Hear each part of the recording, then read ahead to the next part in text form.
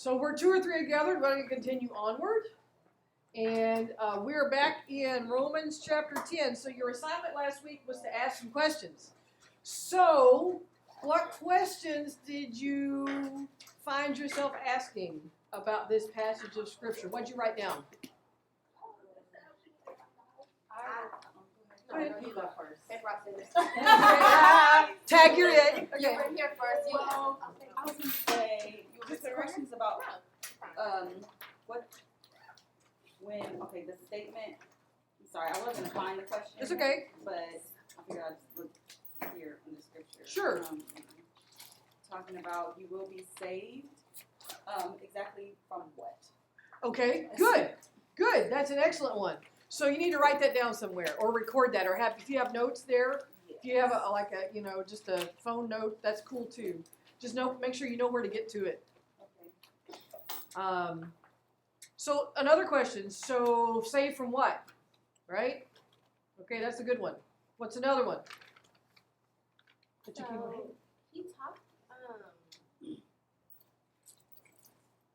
Excuse me, and that's a reference to which verse? Verse what? Reference to it looks like verse 9. Verse 9. Okay. Okay. Good. All right, go ahead. Sorry. Yeah, he talked about like being right with God, Mm-hmm. and my question kind of like, what exactly does that mean? You mean the word righteousness? Yeah. Okay, it's like, what is it? Because that's used several times, right? Yeah. So maybe what does righteousness mean in this context, right?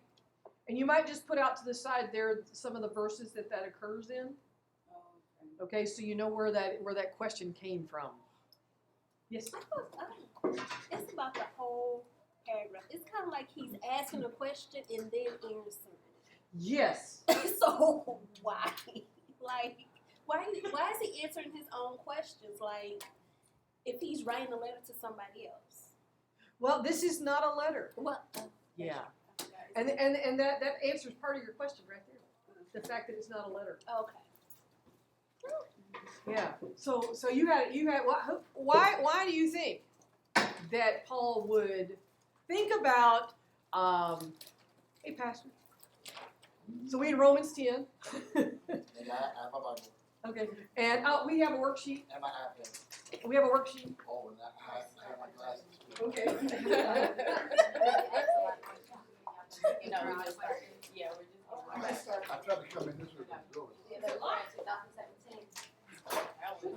Okay, I'm sorry. We'll do that. Okay, so again, our assignment from last week was to ask questions. So the question was, why is Paul asking questions that he turns around and answers? Well, you think back to all that you know about this time period, about Rome, about how many of you ever studied Shakespeare in high school? You at least were introduced to it, right? Yeah. And you know the play Julius Caesar, okay? And so there's this famous speech by a guy named Mark Antony, who's a historical figure who gets up and, lend me your ear, countrymen, lend me your ear, and he goes into this long speech and he asks questions. Have you brought me here to do this? And he answers his own questions. This was a common way of doing teaching and making speeches in the ancient world. It's called a rhetorical question. Often our own pastor will ask a question in the pulpit that he will answer, right? That's called rhetorical questioning. So Paul's doing the same thing. Remember, historically, this is really more of a doctoral dissertation. It's not a letter in that sense. Yeah. So it's more like a textbook than it is anything else, in a way. Does that make sense? Okay, so good. So that's an excellent. All of the questions so far have been very excellent. What's another question that you saw this week that you like? I have no idea. What is this about? So I did go because I have a study Bible, the NLT one, and like in the beginning of each book, it gives you like an overview. Okay. So I have to just kind of say this, that some of my questions kind of came from reading that. Sure. Not necessarily the That's passage. cool. Okay, and so one thing that I was curious about was why Paul would have to make a clear declaration of the faith to people who believed. Because in the explanation of Romans, my Bible was telling me that like he was making a declaration of faith. So I was wondering, was there something going on at that time? That they were struggling, you know? That they Right. felt like he Okay, had to, why does Paul have to make a clear declaration of faith to people who at the believe. beginning, right? To people who are supposed to be Christians, right? Right. Good question. Okay? But does that go back to what you were saying about the Jews and the Greek, where they would have to go, if they had to go somewhere to the court or something, they had to worship. Which one would they worship? Does that pertain to that? It's all in that context. Okay. It's all in that context. So yeah, that world Well, is where this is being written, or the time it's being written, right? Yeah. Yeah. So this, like, kind of reading the declaration to the answer point, it reminded me of him saying this was the past, this is what the Israelites kind of thought in terms of faith and what it was, but this is actually what it is through salvation. And so one of my questions was, like, how do we move people away from the law in today's time, like either religious or ritual beliefs, and move them to understanding God from the point of salvation or Okay. the living? Good question. However, I'm going to say let's put that to the end of our time, like the 6th week, because here's the thing. It's an excellent question, but it's an interpretive question. Okay? What we're trying to do in this kind of Bible study right now is to stick with the text as close as we can. Okay. That kind of question will come at the end when we do more application. Okay. Okay? So hold on to it. Okay. But I'm saying in the process, Yeah. we're in step 3, not step 6 yet. Okay. Okay, so excellent question though. We'll hold it. We'll hold it. So somebody else, who else had a question as you were looking at the text this week? Well, based on her law comment, I had a question about, I guess verse 4, where it says the person who made these things must live by them, who is talking about the law. Must live by what? I'm sorry. By them, Yes. in verse 4. Uh-huh. And I just want to know if that was like perfection in the law, or what does he mean by that? I guess. Aha. Yes. So what is this business about the law and Christ being the end of the law? What does that exactly mean? Right? Okay. Yeah, we can look that up. And as we're asking these questions, if you don't already have the Bible Gateway app on your phone, go ahead and download it, or on your tablet. It's free. Excellent question.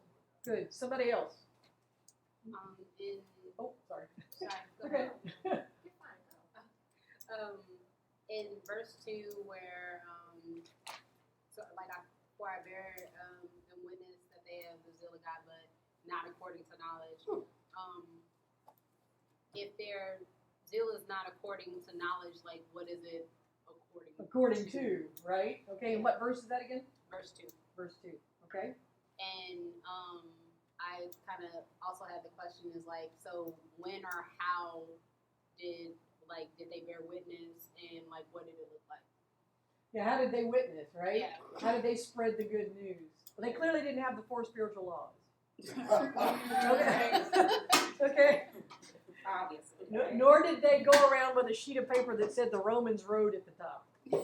Okay, so yeah, that's an excellent question, and that is absolutely appended to this, right in line with what this is saying. Okay, so excellent. So let's hold on to that. So another one. I was kind of piggybacking off of her. I'm glad you ended up going first.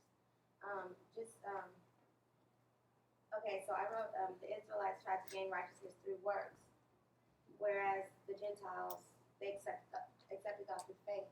Like, what I don't understand is, like, if they tried to gain righteousness through works, like, what works could they possibly have done? Like, I guess, So it's another law question.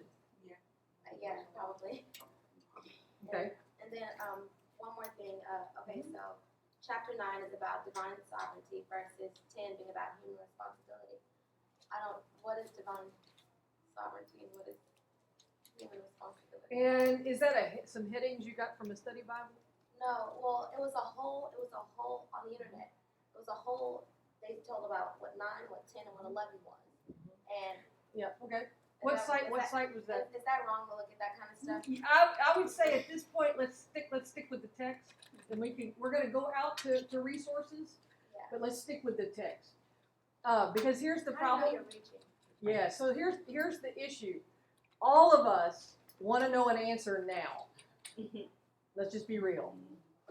But the reality is, when it comes to real serious Bible study, which is what we're learning together, you have to hold off on wanting an answer now. That urge.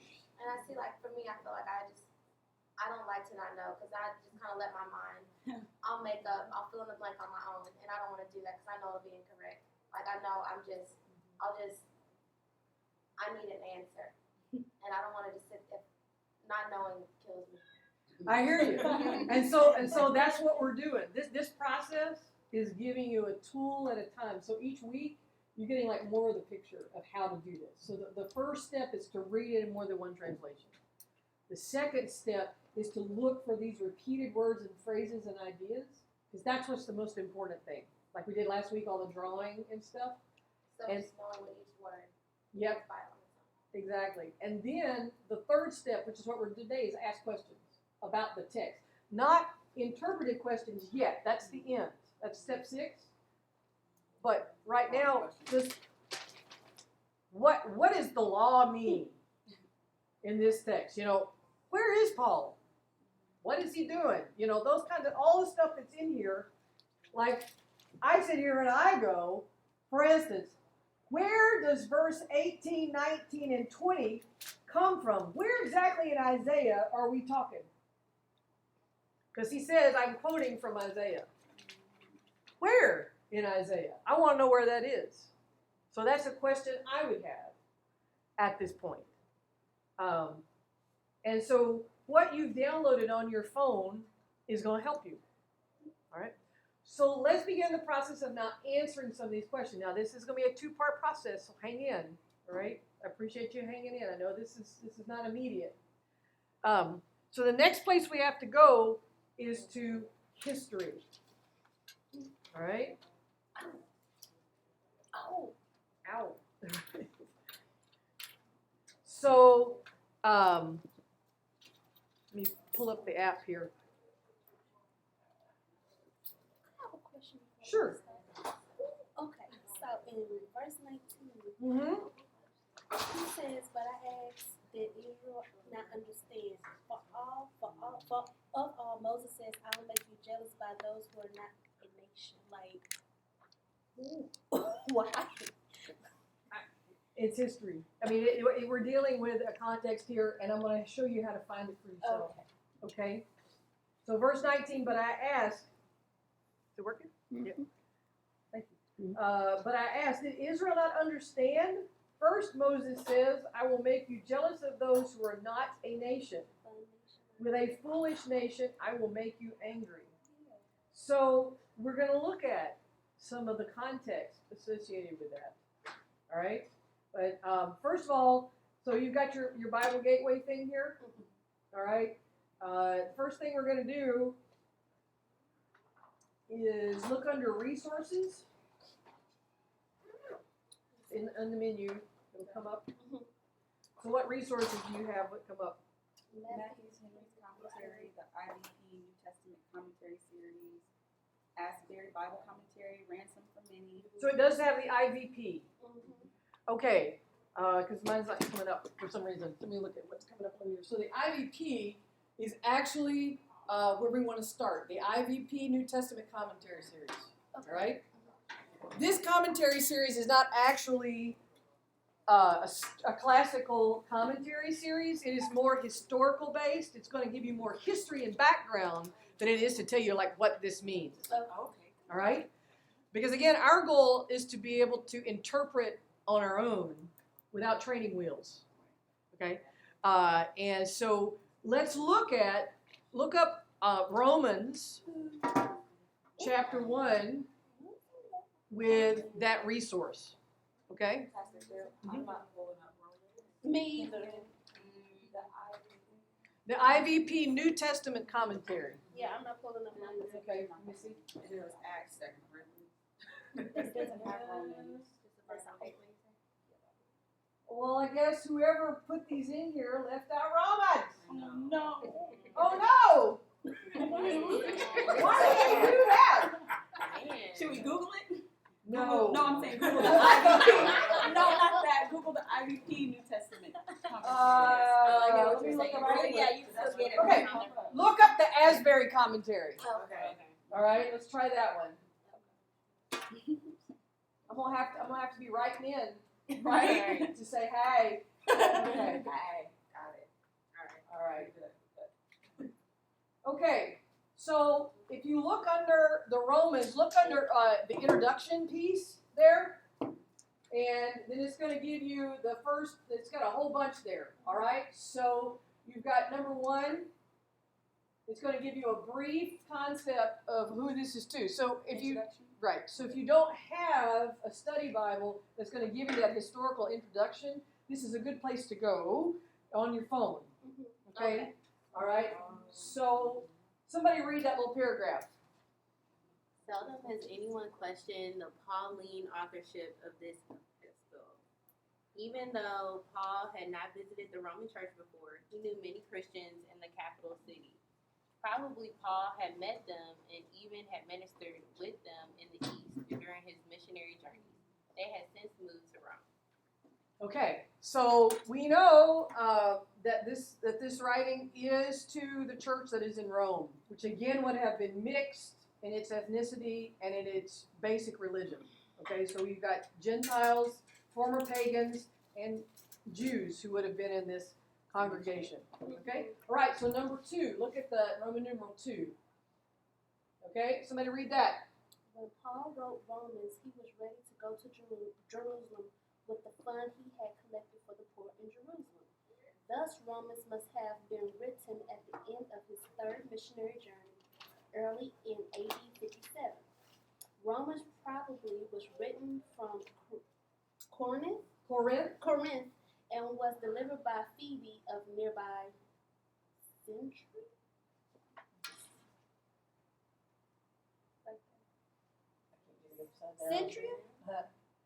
Centuria, yeah. Good. Centuria. And Paul's host at the time was Gaius. Oh, Gaius, that's right. Who had been converted during Paul's ministry in Corinth. Corinth. So, how many letters in the New Testament are to the city of Corinth? Or to the church at Corinth? 2. Right. So it's possible, some scholars believe, that the book of Romans, this doctoral dissertation on grace and sin and the work of Jesus, was written in the city of Corinth, which was a big metropolitan city in Greece. Okay? So next Roman numeral number 3. Okay, we don't read all that. Let me just look at it real quick.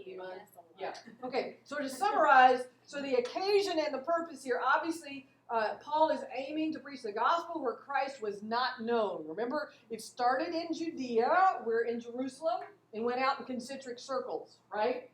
So he is sending this out, this basic doctrinal teaching out to the church in Rome.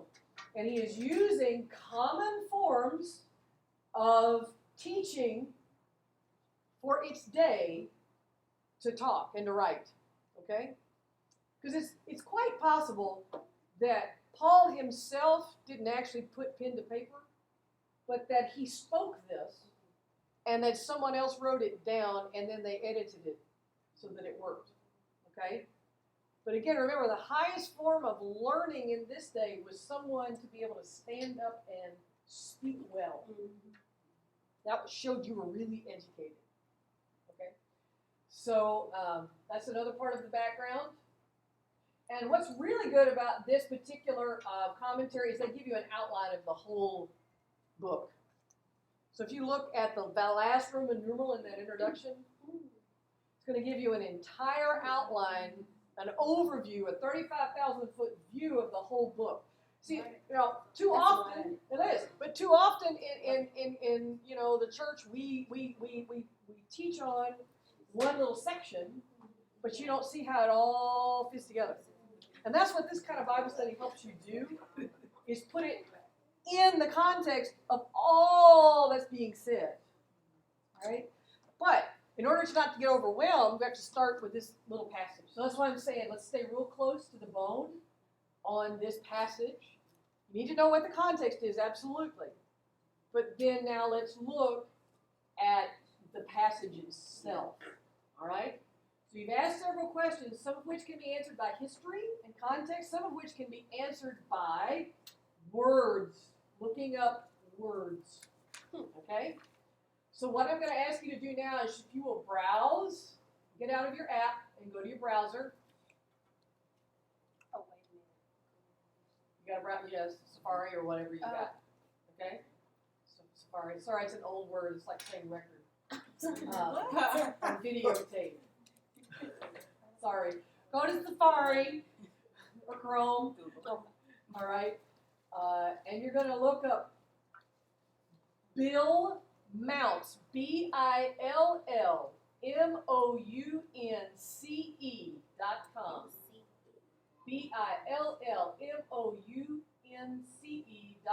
BillMounce.com. He is a professor of Greek at Asbury Seminary, or the best known Greek scholar alive at the moment. BillMounce.com. Once you get there, look like that. Click on menu. You see Greek dictionary. Click on that. Greek dictionary. Ta-da! So we're going to look up the word. I'm going to help you. So the word here, verse 4, we've had several questions about the law. All right? So for Christ is the end of the law. We need to look up the word for end too, but let's look up law. All right, so click on the Greek dictionary. You see the search line there?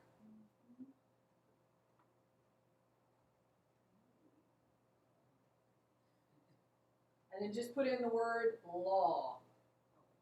Okay? English word? Yes, the English word law.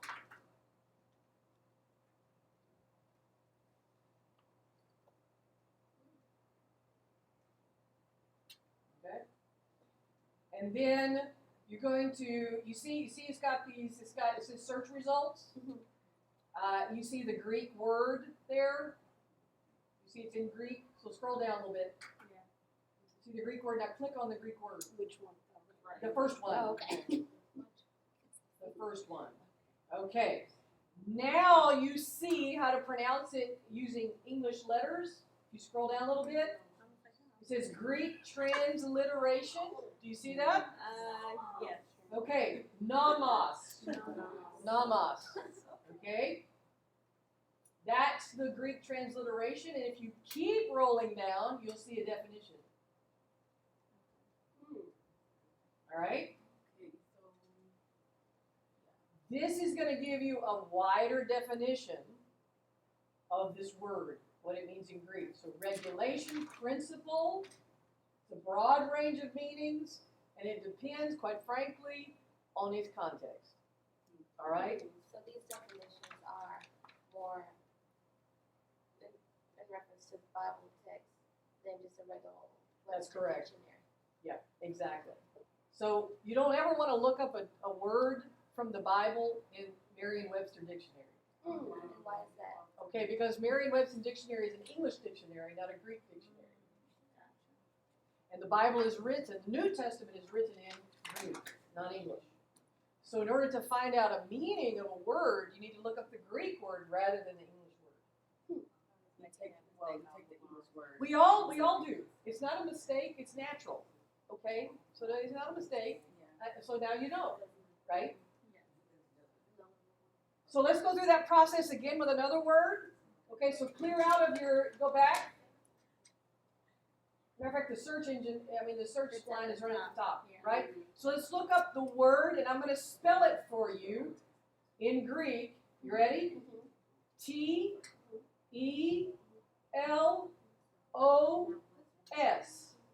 Telos. T-E-L-O-S. This is the word translated end in verse 4. Okay, T-E-L-O-S. So punch that in. Telos.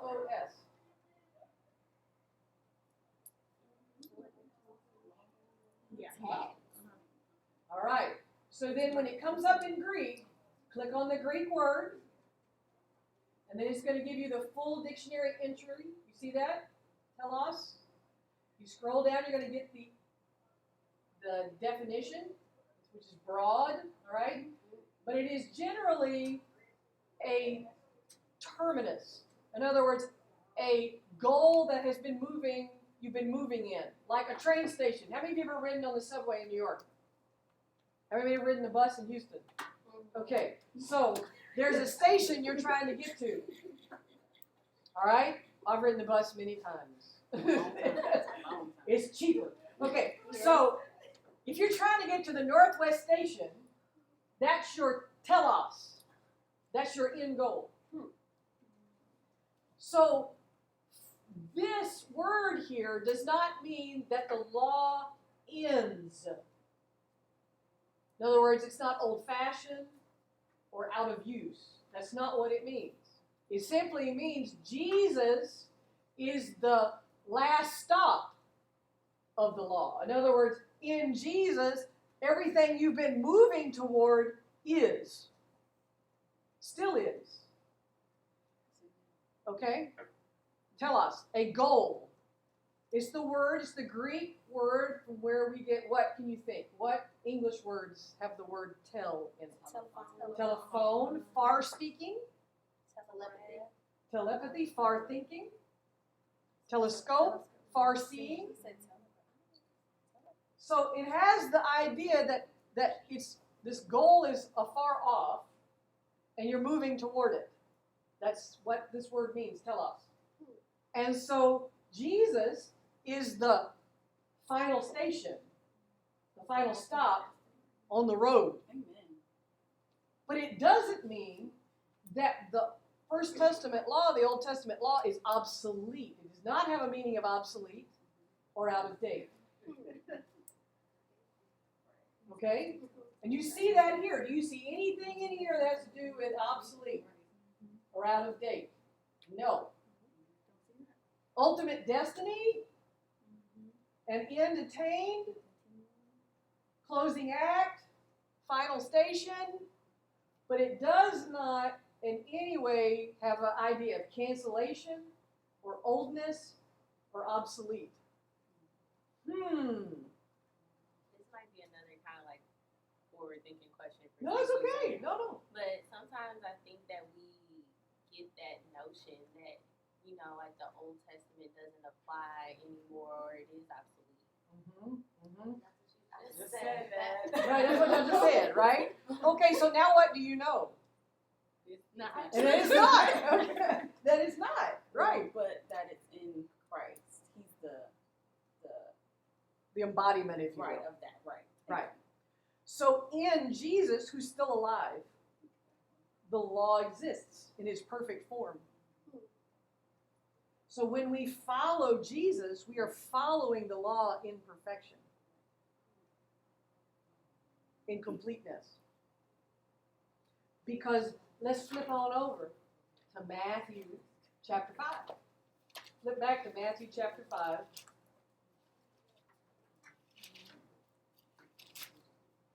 And verse 17. Matthew 5:17. So you can, leave this dictionary up on your, because we're going to go back to it in just a second. But Matthew chapter 5, verse 17 and 18. So somebody read that. Whatever version you got. Don't misunderstand why I have come. I did not come to abolish the law of Moses or the writings of the prophets. No, I came to accomplish their purpose. I tell you the truth, until heaven and earth disappear, not even the smallest detail of God's law will disappear until its purpose is achieved. So is the earth still here? Yes. Is heaven still here? Yes. Okay. And we're still not living in the perfection of the law yet. All right? So it ain't going nowhere.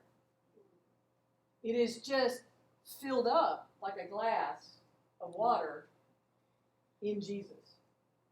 So all that the law is found in Jesus. And essentially, what we have here in the Gospel of Matthew is a boiled down version of all of the law of God. In Matthew 5, 6, and 7, the Sermon on the Mount, that's what God has done. He's just boiled down everything that was in the first 5 books of the Bible and went, this is how you're supposed to live. This is the pragmatic reality right here. Okay? So what do we use those first five for? Huh? What do we use them for? Which ones? The first 5 books, if they've all been boiled down. Well, you have to know what was in it in order to understand what Jesus was saying. Okay? Because you can mishear what Jesus is saying if you don't know what came before, what Jesus is referring to. So it's sort of like the grand sweep of Scripture, the whole enchilada. It's not like as you go along you mark out books that don't belong anymore. It's sort of like the big sweep is this is all background music to the feature film of Jesus. We need to see that in You got to hear the background music in order to know what Jesus is doing. It's sort of like in a really good movie, the music makes it, right? If you took the music out of a really dramatic scene, it would be like, what are they doing? Right? Doesn't make any sense. When you add that, then you're like, oh my gosh, right? Yeah. But if you don't have that background music, it doesn't hit you. Same thing. So with Jesus and Paul, if I don't have this background music going on, I'm going to miss. I'm going to miss the depth of what's going on. That background, and maybe this is not the parallel, is what I realized from verse 6, like when it said, but the righteousness based on faith says. So like, maybe this is telling me this has been said before.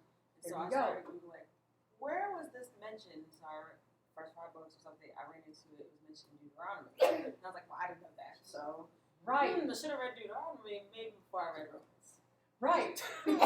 So then that takes you on a whole journey. But what we're going to do to kind of boil that down a little bit is to say there are some direct references. So that's next week's lesson.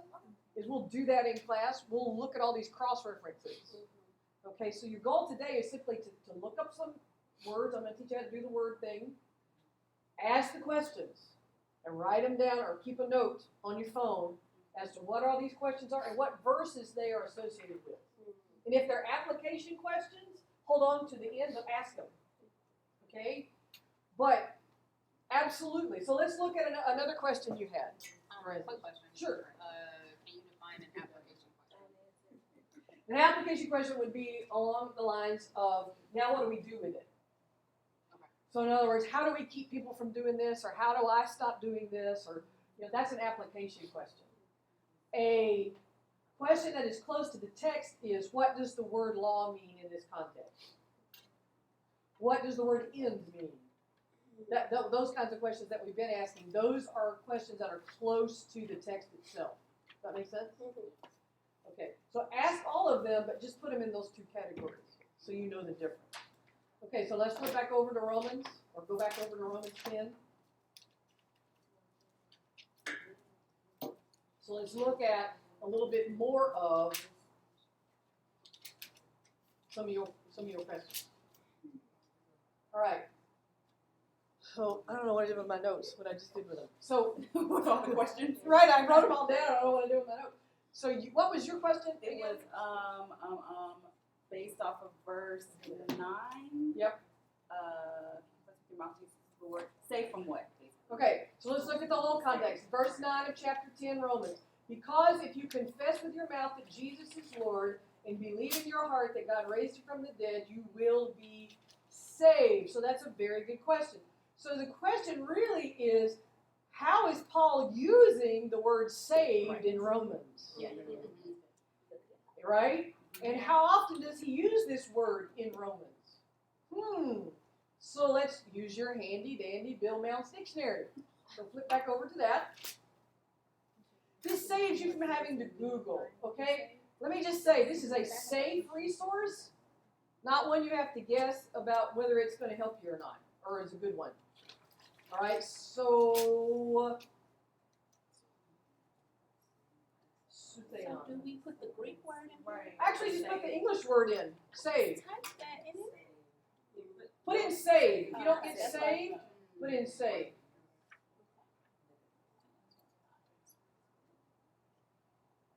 Uh,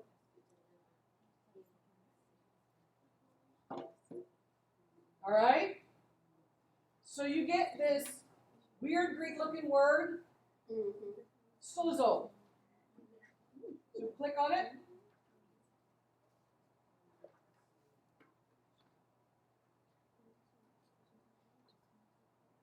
Okay? And so here we go.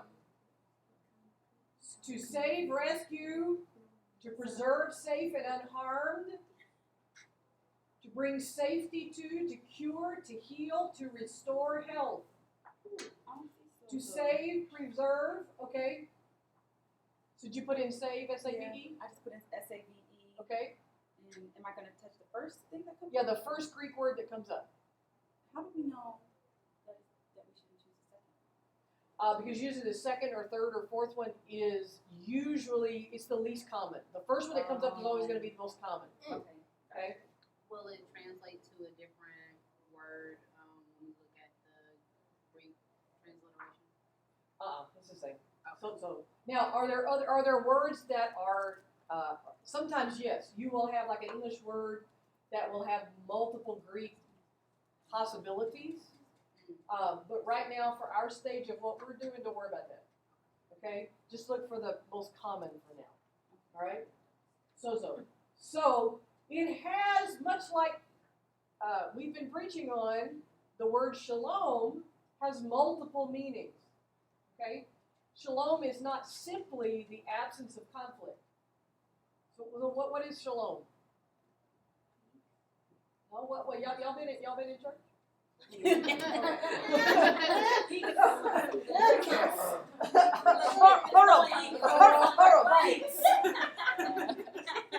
Wholeness, healing, There you go. Thank you. She looks it up.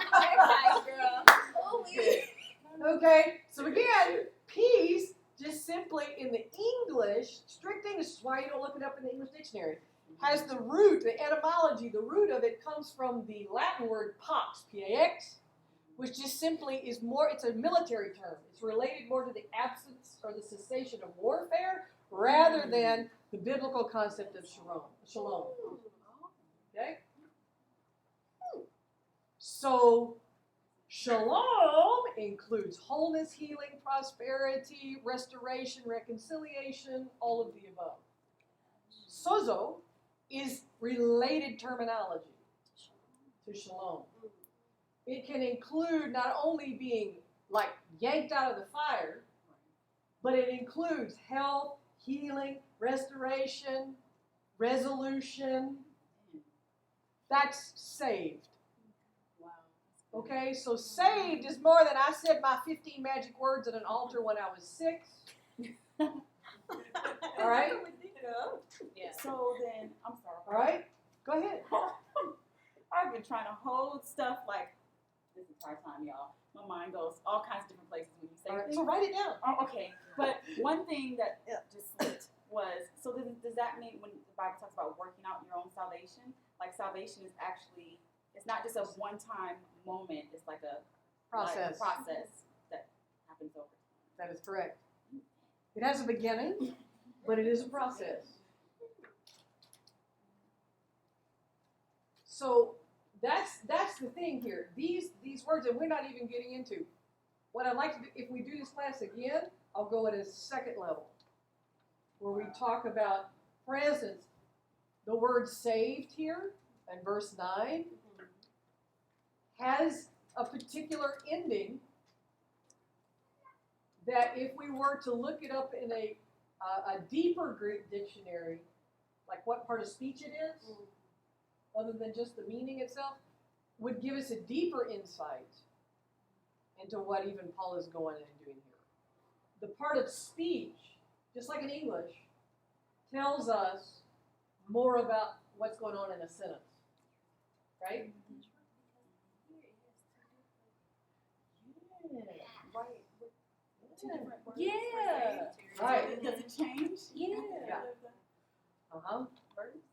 The meaning? Now,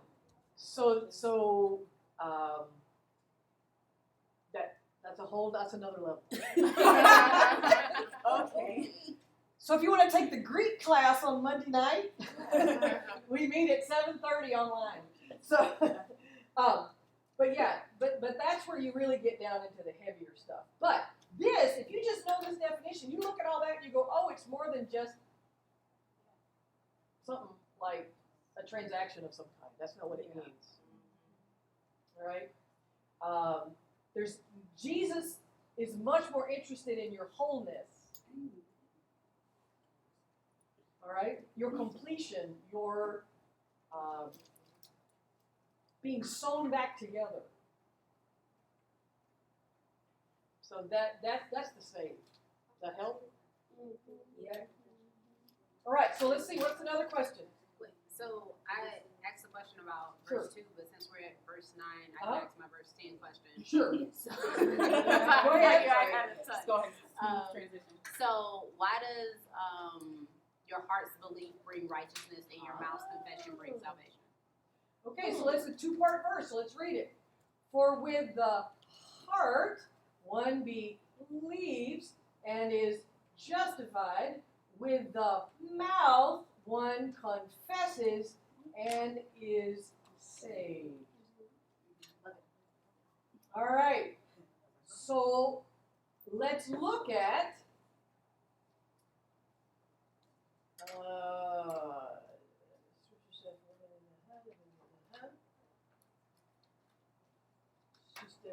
okay, so this is a slightly different word. So, heart, look up heart in your dictionary. It is the common word. It's the first one that's going to come up.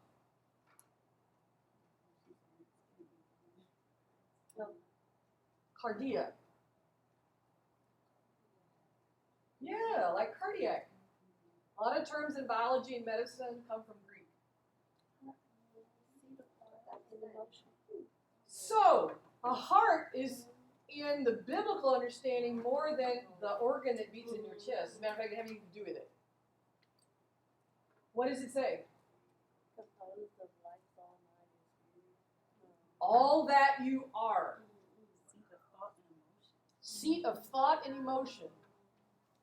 Okay? So, with the place that you understand, from the place that you think about life from, that's what you're using as the seat or the soup, if you will, of the place where you trust what Jesus has done. So, because the word here for belief, if you were to look that up, pistis in this case, is not an intellectual assent to understanding. Oh, yes, I believe that Jesus was the Son of God. In other words, even the demons believe that. In other words, they can intellectually ascend to that being true. But to believe actually means I invest, is a good way to say it. I invest. I trust. When you invest in a set of stocks, you are trusting you're going to get some return, right? Now, unlike the stock market, Jesus is more reliable. Okay. But it's better, often, I think, to translate these words because they've lost their meaning in modern times. Belief for us in English just kind of means, oh, I think that's right. As opposed to what it really is driving at here, which is this deep investment in or trust in the truth of Jesus. All right?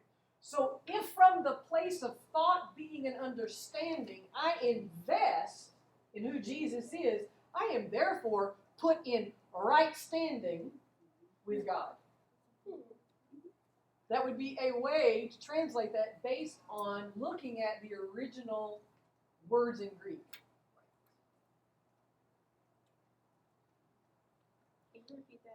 Sure. So, for with the place where I think and have thought and emotion and being, my understanding of being, from that place, I invest and trust, and then the context here is in the work of Jesus, right? Then I am, let's look up this word for justified. Look up the word justified in your dictionary. So, just based on what I'm reading here, justified and righteousness are the same or? Similar. I think that's kind of where I was going. So look it up. Look up justified. Or justify, if you can't find the ED.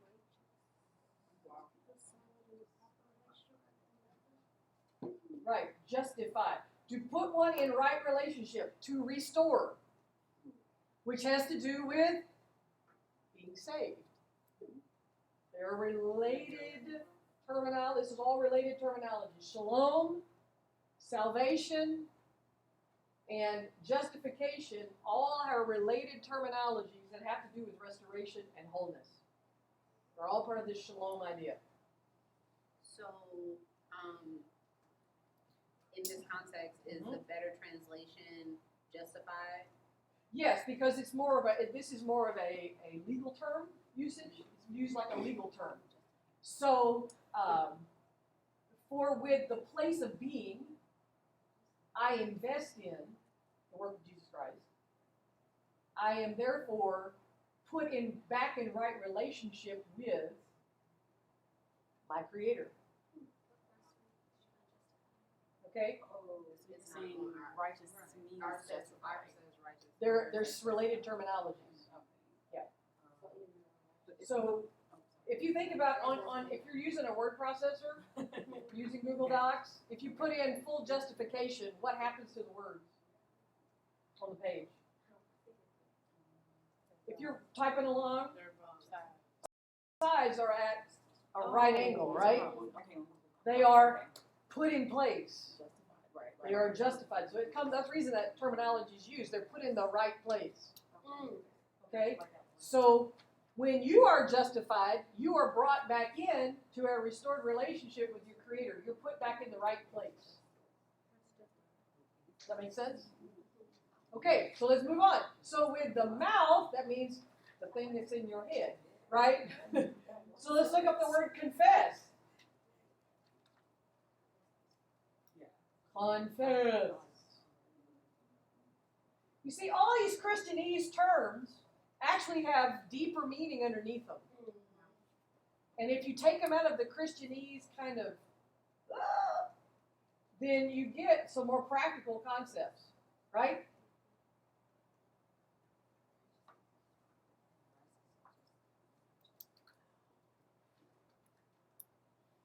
Homolego is the word in Greek, homolego, which is related to the word lego, which is the word for word. So to speak in accordance, to adopt the same terms of language. So when you confess, you are agreeing with some set of principles or understanding or knowledge. Okay, so very basic question. Yep. You're saying to seek and know. Are you? Did I click on the wrong thing? No, and so it should see it's confess. So it's got see the definition here. Yeah. So the first thing you're going to come to is this thing called a gloss. Don't worry about that. Flip down. Go ahead and scroll down to definition. Okay. All right, and you will see the definitions as they are in context. Like for instance, you might see in here a Romans passage, and if you don't, just look at the very first one. Like I don't see a Romans reference, so I'm just going to go to speak in accordance, adopt the same terms of language, to engage, to promise. So if I'm confessing with my mouth, then I am agreeing with who Jesus has revealed himself to be. I am making that agreement with my mouth. I'm speaking it. Then I am brought to sozo, I am brought to wholeness. I am brought to restoration. I am brought to all that we just talked about in saved. All right? So this other word is just a variation of solo? Like saved, yeah. Saved. Soteria? Yeah. So yeah, it's all the same. Sozo, soterios, yes. Yeah. Wholeness, completion. Okay? So that's what it means to be saved. And then the very next verse is a quote from the book of Isaiah, which is that cross-reference thing, which we'll work some on next week. But, okay, I'm going to leave this here. So what I'd like you to do for this week is look up some words. Okay?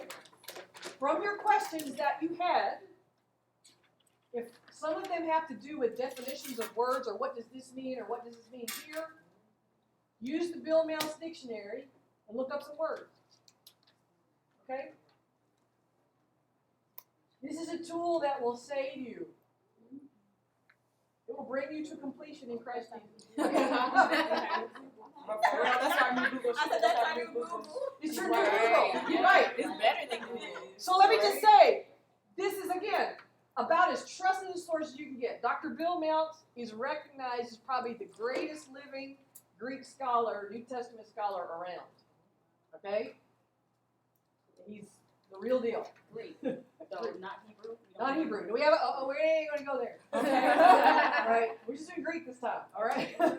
So has this been helpful? Yes, yes, yes, yes. Breaking down. I got a question. Yes. This is kind of, I don't know. So then, whenever we're studying, right, and you know how sometimes the Bible will make reference to the Old Testament, right? So does it make reference in Greek or in Yes. Hebrew? It does in Greek. Oh, it doesn't go to Hebrew. So No. when we look, when we look up, where Moses is talking about the stuff from Isaiah, we look that up in the Greek, not in Hebrew. We will do that next week. I will show you how to do that next week. Yeah, using Bible Gateway and your Bill Mounts here and Bible Gateway, I'll show you how to find those cross references. Oh, I see. Okay. Yeah. I'll wait. Yeah. So again, let's review our steps we have so far. First of all, we divide stuff into paragraphs, right? Chunks we can look at and see clearly. Yeah. 2, we look for repeated words and phrases and ideas. Okay? 3, we ask questions. Don't answer them. And don't answer them. Okay? And then 4, we look up some words that are key in there, because many of them you've already identified. These key repeated words, so you look them up. Find out what their fuller meaning is in the context, right? And then we also look at history. What's going on in this book in general? Who's Paul writing to? Why is he spending time and ink and paper and hiring somebody to write this stuff down for this particular group? Who is this group? Okay?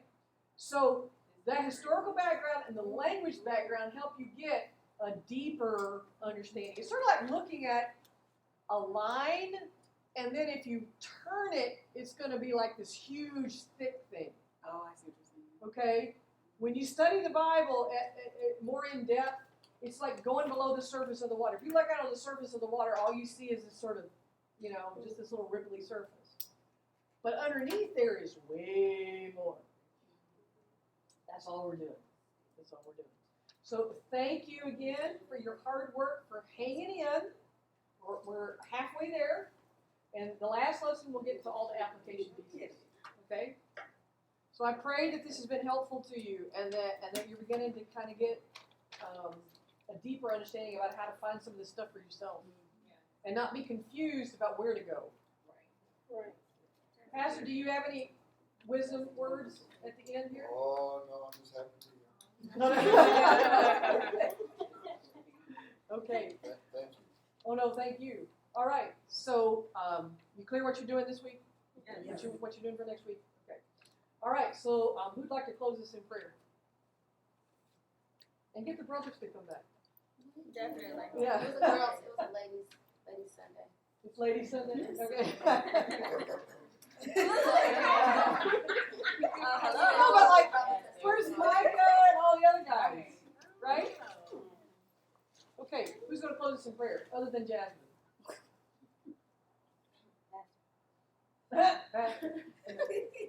No, look, y'all don't have to pray perfection. Just close us in prayer. Who's willing? Anybody? Dear most holy and righteous God, Thank you. thank you for this evening. Thank you for letting us all be able to gather here and discuss your word and learn more in depth what you have to offer us. I ask that as we leave today, we leave with more understanding or more knowledge. I ask all this in your darling son's name. Amen. Amen. Thank you, thank you, thank you.